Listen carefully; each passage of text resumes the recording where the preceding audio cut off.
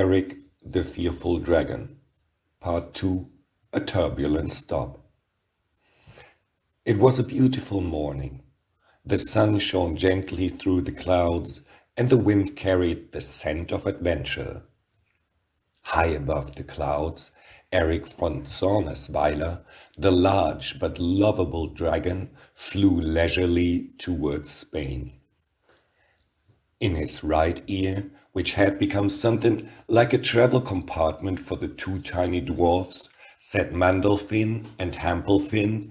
They were cozily wrapped in sheepskin blankets, eagerly awaiting a break.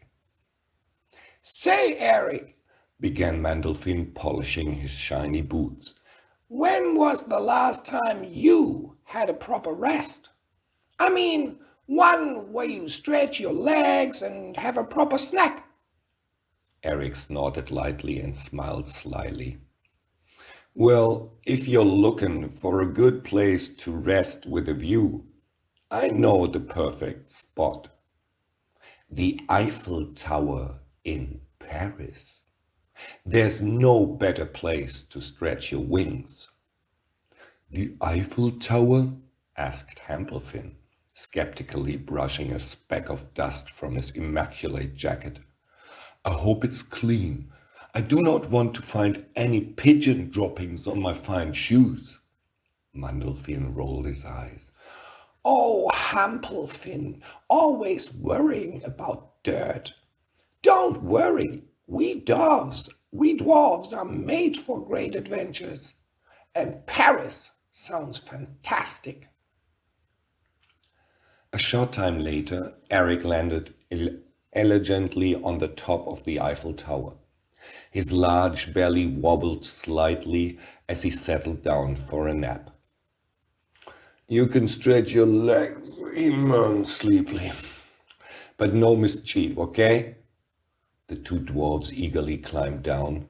Hampelfin wrinkled his nose. It smells like birds. I hope it's not what I think. "Birds? Bah!" exclaimed Mandolfin as he grabbed a breadcrumb from the platform. "This smells like breakfast. Look at all these crumbs. We found a feast."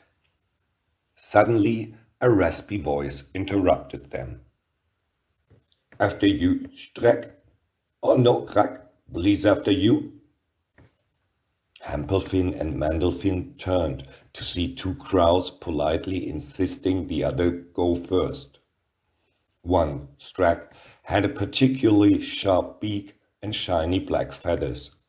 The other, Crack, held a walnut in its beak, inspecting it critically. "That's our breakfast," Mandolfin declared, placing his hands on his hips. Strack blinked disdainfully. Your breakfast? I wasn't aware dwarves eat breadcrumbs. These breadcrumbs are made for birds like us. Ridiculous, Hampelfin retorted, picking up a crumb and sniffing it.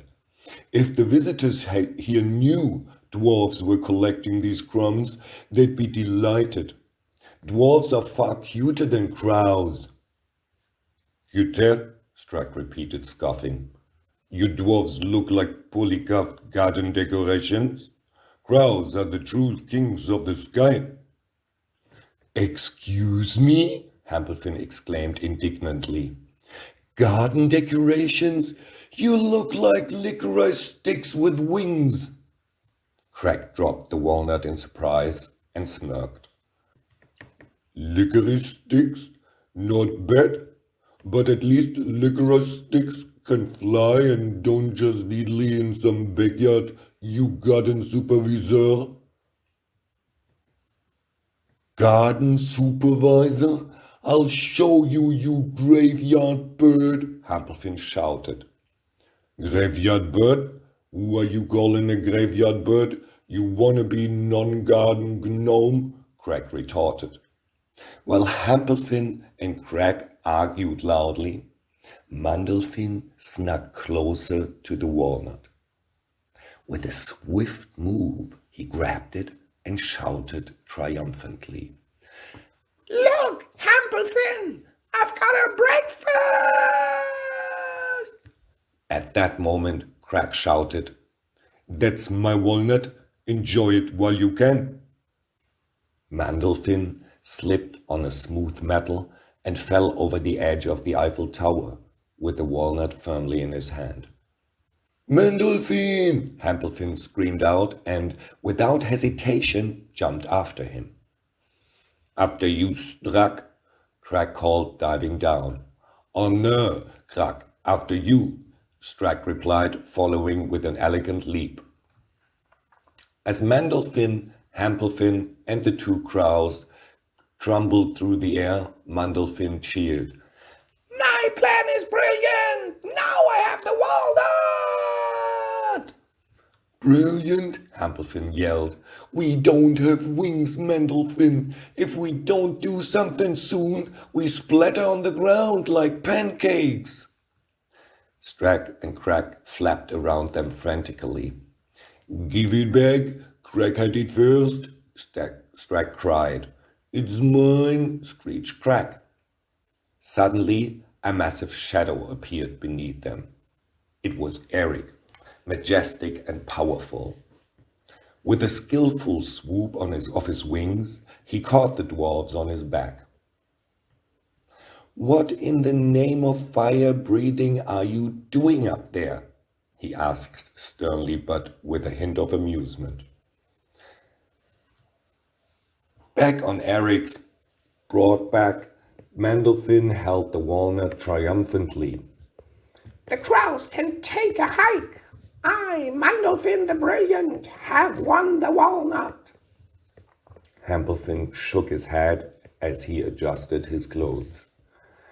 "The crows can take a hike?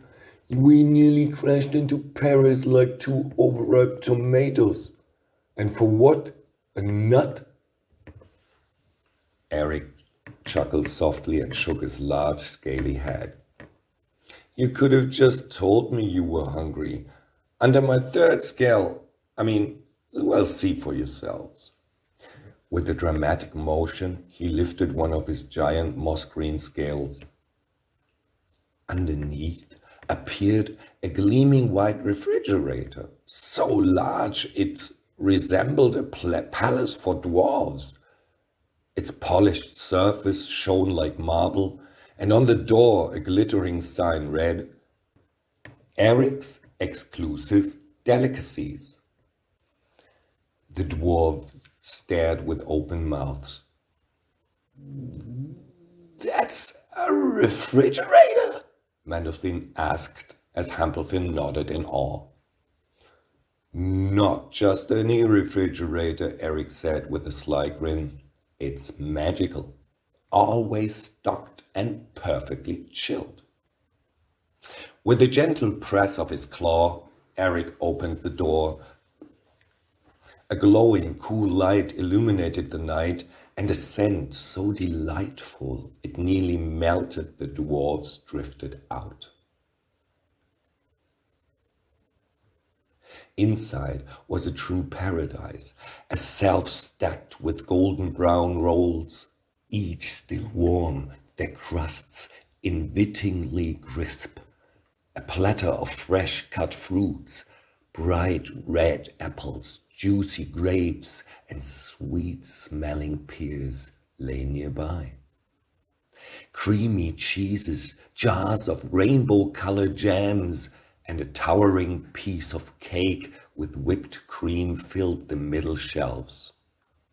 On the bottom sat trays of chocolates that never melted and bottles of bright, colorful juices, as if plucked from a fairy tale.